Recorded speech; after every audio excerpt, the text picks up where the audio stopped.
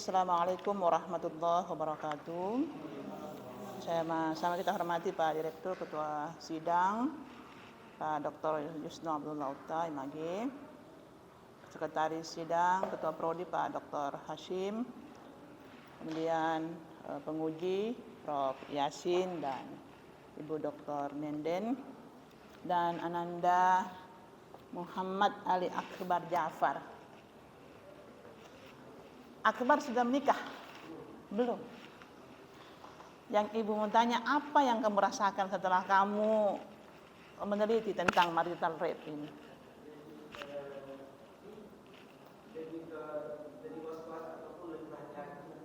Lebih berhati-hati dalam ya. Betul. Ini ujian tesis ya, Dek? Oke. Ali, saya tertarik dengan di halaman 77 yang kamu tadi gambarkan. Ada 3 regulasi ya. Jadi Undang-Undang Nomor 1 Tahun 2023 tentang Kitab Undang-Undang Hukum Pidana, kemudian Undang-Undang 23 Tahun 2004 tentang PKDRT, dan Undang-Undang Nomor 12 Tahun 2022.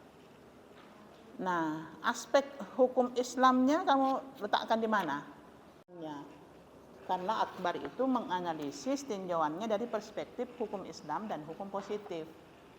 Jadi tidak ada sebuah perbedaan antara hukum positif. Jadi statusnya kan sama, hukum positif dengan hukum Islam kan sama dalam kamu menganalisis perspektif marital rape ini. Jadi tambah 1 kolom di sini tentang hukum Islam. Hukum Islam apa yang kamu pakai tentang maqasidus syariah. Oke, dijelasin di situ. Setiap orang yang melakukan kekerasan atau ancaman kekerasan, memaksa seseorang melakukan persetubuhan dengannya atau dengan orang lain dipidana karena pemerkosaan dengan pidana penjara paling lama 12. Itu dianggap bahwa itu adalah pemerkosaan. Apakah dalam pasal 473 KUHP itu relevan dengan konsep marital rape dalam hubungan rumah tangga atau hubungan suami istri? Iya, coba kamu jelaskan. Itu artinya kita alim tidak boleh menafikan apa yang terjadi pada masyarakat sekarang. Apalagi tadi yang hadis yang kamu pakai tadi itu di halaman berapa tadi hadismu itu? Halaman 82. Ya toh? Nah, ini apabila seorang wanita bermalam sementara ia tidak memenuhi ajakan suaminya di tempat tidur, maka malaikat melaknatnya hingga ia kembali untuk memenuhi kebutuhan suaminya. Ini hadis ini yang selalu dipakai di masyarakat kita. Yang sangat diinginkan sebenarnya oleh oleh setiap manusia, sehingga kebahagiaan itu akan dapat diperoleh salah satunya melalui pernikahan ya. Akbar ya, setelah ini ya kamu nikahlah kalau sudah ada calon. Ada calon belum? Oh belum. Oh, sudah nanti dengan Pak Dr. Hashim itu dia magister hukum itu sudah harus ya. Oke. Saya kira itu Pak Dir, terima kasih. Assalamualaikum warahmatullahi wabarakatuh. Sahabat Rosdelina, pagi ini menguji S1, habis itu menguji tesis S2. Setelah ini saya dengan Pak Angki mau menguji kompre. Memang baku dusu, panas-panas matahari. Oke. Saudara lakukan. Ada yang dinamakan dengan kualitatif, dan ada yang dinamakan dengan kuantitatif dalam pendekatan yang bermacam-macam. Nah, bisakah Anda menyebutkan berapa jenis penelitian yang kemudian pendekatan serta penjelasan dari pendekatan yang dilakukan atau pendekatan yang dilakukan untuk menunjang penelitian yang saudara lakukan? Assalamualaikum warahmatullahi wabarakatuh. Waalaikumsalam. Bapak Ibu Ketua Sidang, izin menjawab pertanyaan.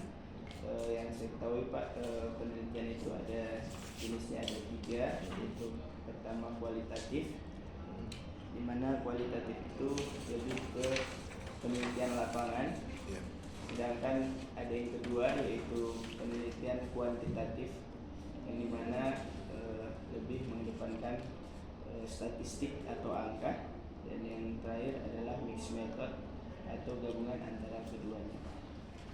Oh, gitu. Terkait arah dan tujuan manusia tersebut. Agama itu ajaran, agama itu kepercayaan yang mengatur bagaimana hubungan manusia dengan pencipta, kabul minallah, kabul minannas, dengan alam semesta. Apa bedanya dengan beragama? Kalau beragama, Mem izin menjawab, yang saya ketahui di Indonesia itu ada banyak agama. Jadi ketika kita hidup beragama itu tidak hanya monoton satu agama saja, tapi banyak agama juga yang lain. Jadi kita bisa memilih sebenarnya kita mau ke yang mana. Yang itu pilihan. Ya, kalau tadi kan agama itu kan adalah sebuah kata benda. Kalau beragama apa? Agama tadi kan ajaran. Kata kerja. Ketika beragama, kata apa? Kata kerja. Kata kerja. Berarti kalau beragama itu tindakan seseorang untuk menjalankan agama. Misalnya, saudara mengaku saudara agama Islam, apakah saudara melaksanakan sholat? Nah, wujud daripada pelaksanaan ajaran agama itu disebut dengan beragama. Ya tak? Nah, banyak orang bilang, ada orang mengaku Islam tapi tidak beragama Islam sebenarnya, karena tindak tanduknya tidak sesuai dengan ajaran Islam. Ya? Oke. Individu melaksanakan ajaran agama, mengikuti larangan Allah menjauhi larangan Allah Subhanahu wa taala dan mengikuti perintah-perintahnya. Sedangkan